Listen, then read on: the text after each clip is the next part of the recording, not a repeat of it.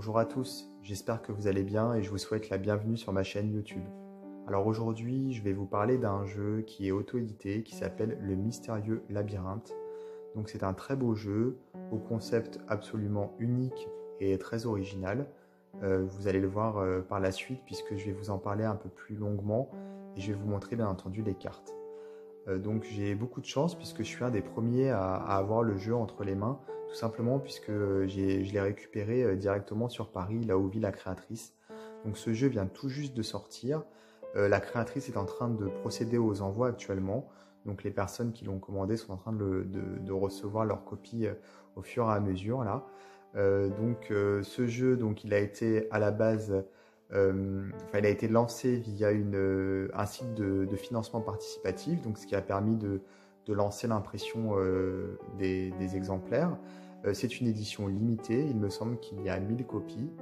Et ce qui est vraiment très intéressant dans ce jeu, c'est au-delà des illustrations qui sont absolument magnifiques, c'est aussi le concept, le travail qui a été fait en amont lors du processus de création.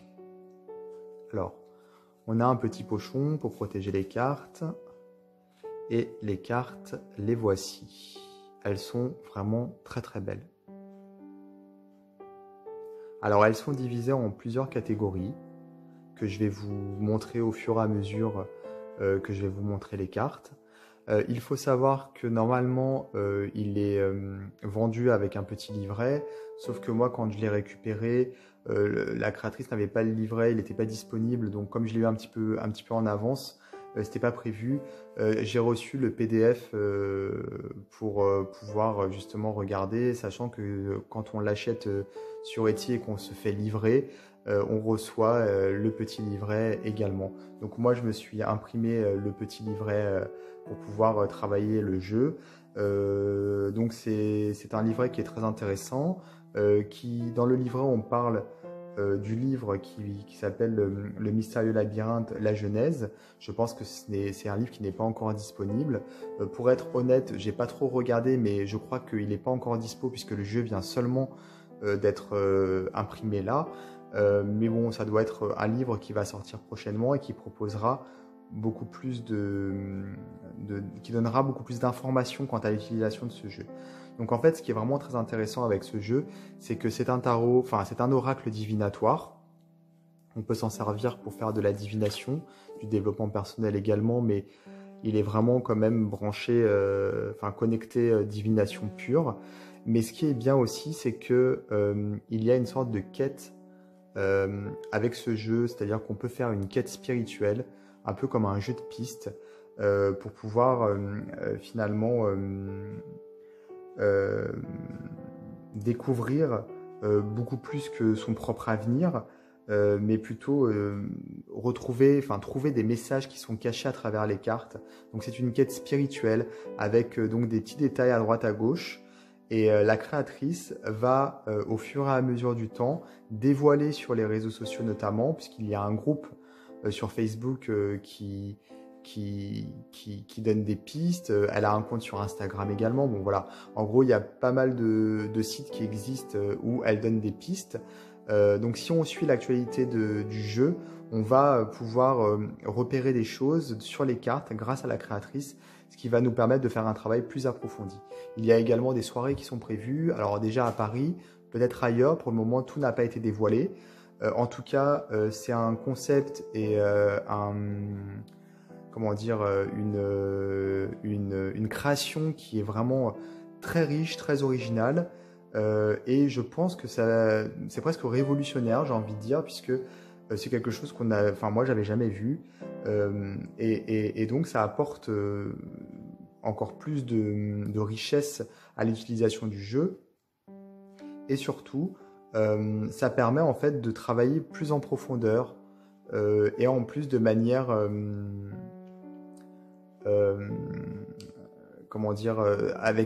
il y a un échange en fait entre soi-même et donc la créatrice d'une certaine façon avec les réseaux sociaux et également avec les cartes, hein, bien entendu, puisqu'on va découvrir des choses au fur et à mesure qu'on n'avait pas forcément remarqué.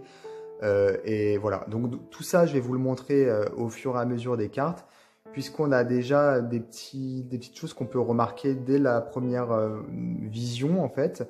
Même si on ne comprend pas forcément tout, je pense qu'on aura les clés au fur et à mesure. Mais il faut savoir qu'avant tout, c'est un jeu divinatoire.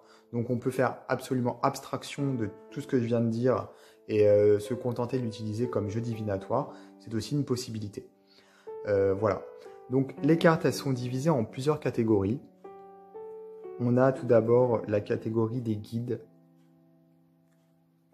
Et en fait, chaque catégorie a une couleur différente. Vous voyez, la catégorie des vides qui est sur le bleu-vert. Et ensuite, quand on passe à la catégorie des objets, on est plutôt sur du rouge. On a ensuite la catégorie des apologues qui est en violet. Ici, on a la catégorie des chambres qui est plutôt en bleu marine, enfin en bleu foncé. Et enfin, on a les humeurs en doré. Voilà. Alors, tout d'abord, les guides. Les cartes sont vraiment très très belles. En fait, on a un fond qui est un peu aquarelle, je pense, avec beaucoup de relief. Et ça donne un effet très lumineux aux cartes. Et comme on a une illustration qui est en noir et blanc, on a l'impression qu'elle ressort, ça fait comme un effet holographique. Même si ce n'est pas vraiment le cas, elles sont très très très jolies, très lumineuses. Donc on a des guides, en fait, des personnages qui sont ici expliqués, enfin qui sont ici représentés. Et quand je regarde dans le petit livret que j'ai imprimé, par exemple pour le dragon, on a... Alors le message, c'est force et puissance exercée dans la sagesse. Si jamais on l'a... Enfin, la carte, le côté plus de la carte, c'est donc force, maîtriser, puissance de l'action. Et le côté moins, c'est colère destructrice et perte de contrôle. Il y a également des méthodes de tirage qui sont proposées dans le petit livret. Des méthodes qui sont relativement simples, mais c'est pas plus mal puisque la plupart des méthodes, lorsqu'elles sont simples, elles sont beaucoup plus parlantes finalement. Notamment une méthode à 3 cartes, où on va prendre certaines cartes de certaines catégories pour finalement mettre ces 3 cartes. Et après, par-dessus, on va prendre d'autres cartes, d'autres catégories. Mais tout est expliqué dans le petit livret. Et dans le livre qui va paraître, on va avoir encore plus d'informations, encore plus de tirages. Donc là, on est sur les cartes objets. Elles sont très belles également. Alors là, par exemple, pour les ailes d'Icare, on a... Le message, c'est votre ambition est nécessaire pour sortir de votre labyrinthe, mais le plus important est de bien savoir la doser. Et pour le plus, on a prenez votre envol, adoptez une vision haute et à long terme, vos ailes sont solides. Et en moins, on a ambition trop grande, vous allez vous brûler les ailes. Revoyez à la baisse vos objectifs sous peine de sombrer. Orgueil. Donc plus ou moins, j'imagine qu'on peut aussi s'en servir en fonction si la carte elle est droite ou renversée.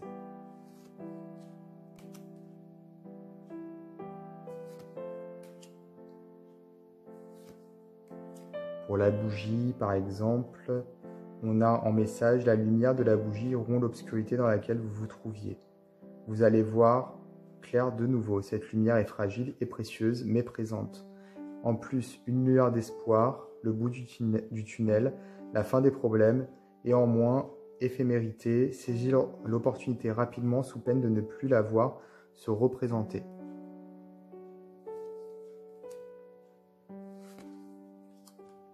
Alors quand je vous disais qu'il y avait plein de petits détails, en fait, c'est par exemple ici, vous voyez, on a une petite représentation, on a du mal à définir ce que c'est également, mais ça par exemple, je pense que ça sera sûrement quelque chose dont la créatrice parlera prochainement pour pouvoir découvrir quelque chose d'autre en fait, pour aller au bout de cette quête.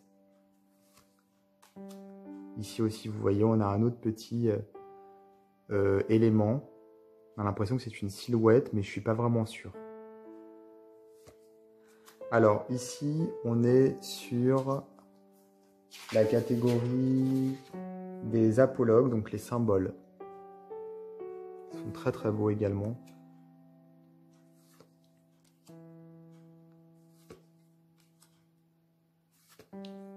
Alors par exemple pour le continuum, alors je regarde.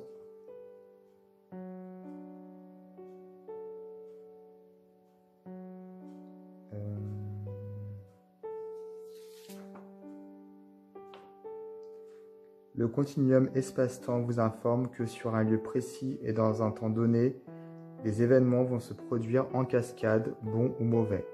Donc en plus, on a ces événements seront positifs, une avalanche de bonheur, ou en moins, plusieurs événements difficiles vont arriver sur un lieu précis. Si vous les voyez venir, changez de lieu. Alors, je ne suis pas encore très familier avec la signification des cartes, de toutes les cartes, puisque comme je vous disais, je l'ai récupéré il y a seulement 2 ou 3 jours. J'ai quelqu'un qui m'a fait un tirage avec ce jeu, quelqu'un qui le connaît déjà, qui l'utilise depuis 15 jours, et franchement j'ai été bluffé parce que ça m'a parlé vraiment beaucoup pendant que cette personne me tirait les cartes, on a discuté, etc. Il m'a expliqué certaines choses et le tirage collait parfaitement à ma question. Donc je pense que c'est un jeu qui a beaucoup de potentiel. Les images, les archétypes sont forts. Il y a certaines cartes qu'il faut étudier, mais ça c'est bien, je trouve. C'est-à-dire qu'il est intuitif, mais pas à 100%. Il y a des cartes, il faut vraiment travailler sur la carte, regarder la signification, approfondir le symbolisme. Mais moi, je trouve ça très intéressant d'avoir justement un jeu sur lequel il faut travailler, qu'il faut apprendre à connaître. On peut quand même l'utiliser rapidement, bien entendu, mais il y a quand même un travail à faire derrière, voilà, de s'approprier le jeu, de l'étudier, de connaître la signification des cartes. Donc c'est un jeu qui est riche en ce sens. Et je pense que la richesse du jeu va continuer à grandir en fait au fur et à mesure des semaines lorsqu'on aura les symboles qui seront dévoilés par la créatrice au fur et à mesure. Alors là, on a la catégorie des chambres. Donc les chambres, c'est un peu finalement des thèmes. Alors, ces catégories de cartes, par exemple, dans le livret, on n'a pas trop de tirage qui est expliqué, mais on nous dit que dans le livre, il y aura des tirages plus approfondis avec cette catégorie. Donc il y a 7 cartes qui correspondent finalement aux 7 planètes de l'ésotérisme antique en fait. Donc on oublie Neptune, Uranus, Pluton. On a finalement les 7 jours de la semaine et on a les thèmes qui s'y rapprochent. Moi je sais que je suis très connecté aux planètes, notamment à ces 7 planètes-là. Et du coup, ces cartes-là me parlent beaucoup. Et je pense que pour, par exemple, lancer un thème lors d'un tirage, savoir de quoi le tirage va parler, ou alors même de mettre une carte référente pour le thème de tirage sur la table avant de tirer les autres cartes, je pense que c'est vraiment intéressant. Donc on a Vénus, Saturne, Mars, Sélène. Donc ici, je pense pour la Lune, effectivement, puisqu'on a la Lune au centre. Mercure, Jupiter, le Soleil. Et ensuite, on a des cartes d'humeur qui viennent finalement préciser le tirage. C'est-à-dire qu'on utilise ces cartes pour avoir des précisions, notamment par rapport à l'attitude à adopter pour éviter des situations ou au contraire pour aller se lancer vers quelque chose de positif. Donc on a des cartes qui sont positives d'abord, fierté, spontanéité, intuition, amour, joie, et ensuite compassion. Et ensuite on a des cartes un peu plus grises, je ne sais pas si vous voyez, il y a une petite différence ici. Donc ce sont des cartes neutres. Lâcher prise, critique, opportunité, nostalgie, ambition, relativité. Et là on a des cartes négatives. Égoïsme, mensonge, rigidité, vénalité, amertume et jalousie. Alors, sur ces cartes d'émotions, vous avez vu, il y a comme des chiffres romains. Ce n'est pas pour autant qu'elles sont classées en fait. Elles ne sont pas numérotées dans l'ordre. Il y a des chiffres, mais ça passe un peu de 21, enfin de 31 par exemple ici à 19. Après ici on a 8, mais c'est bizarre la façon dont c'est écrit. Voilà, donc en fait je pense que c'est pareil, c'est cette numérotation, on va avoir des indications par la suite, peut-être dans le livre également quand il paraîtra. Donc c'est très intéressant. Les dos, ils sont tous différents. C'est-à-dire par exemple là pour les émotions, on a un élément central qui revient, Mais par contre, on a ici des formes en rouge, en fait, en ocre. Et les formes sont toutes différentes en fonction des cartes. Donc je pense que si on les assemble dans certaines positions, on peut avoir peut-être un dessin qui va se former. Ce sera peut-être une clé pour pouvoir aller de l'avant et continuer sa quête. Voilà. Ici, pour les chambres et pour le reste des cartes, en fait, hein, tout simplement, on a comme des couloirs de labyrinthe, en fait. Vous voyez? Donc c'est très intéressant. Et en plus, sur certaines cartes, on a des symboles. Ici, par exemple, on a le symbole de pi. Je ne sais pas si on le voit. C'est un peu flou. Mais bon, voilà. Ici, il y a un symbole qu'on voit à peine, en fait. Ici, on a un symbole, on dirait un symbole de géomancie. Voilà, donc en fait, on a des petits symboles dissimulés un peu partout. C'est vraiment très sympa, très original. Alors, ce qui est conseillé par la créatrice dans le livret, en tout cas, c'est de prendre les cartes des catégories guide, objet et symbole, de ne pas les différencier finalement. Donc on les prend, on les mélange, tout simplement. On ne fait pas de distinction entre les trois. Le jeu glisse super bien. Il a une taille standard de jeu de tarot. Donc ça, c'est vraiment super parce que pour la prise en main, c'est ce qu'il y a de mieux. C'est un jeu de bonne qualité qui glisse vraiment très bien. Il a été conçu pour être manipulé, vraiment. Et en fait, on va tirer 3 cartes. Par exemple, voilà, là, je vais prendre une carte à gauche, une carte dans le centre et une carte à droite. Moi, j'ai pas posé de questions là, parce que c'est vraiment un exemple que je vous montre, mais c'est pas un vrai tirage. Donc la carte qui est ici, c'est la carte qui correspond au passé, c'est-à-dire les origines de la situation dans laquelle on se trouve actuellement. Là, c'est la carte qui correspond au présent, donc c'est-à-dire qu'est-ce qui se passe actuellement, et là, c'est ce qui va arriver, le futur. Donc c'est un tirage classique. Et on peut recouvrir, bien entendu, avec une autre carte si jamais on ressent le besoin. Et ensuite, on va, surtout pour le futur, je pense, c'est le plus intéressant, on va essayer de voir par rapport au futur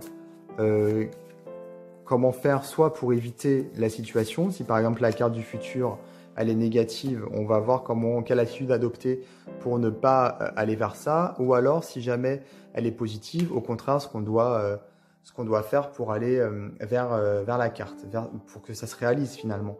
Et pour les cartes chambre, comme je vous disais, dans le livret, il n'y a pas vraiment de méthode pour l'utiliser. Moi, j'aime beaucoup les planètes, donc je pense que je vais les utiliser en attendant d'avoir plus d'instructions. Je vais les utiliser à la fin du tirage, un petit peu pour essayer de faire un résumé du tirage, voir si ça correspond. Si la planète en question va dans le bon sens du tirage pour avoir comme une confirmation que les choses s'imbriquent bien. Voilà. Donc voilà pour ce jeu qui est vraiment très sympa, très très beau.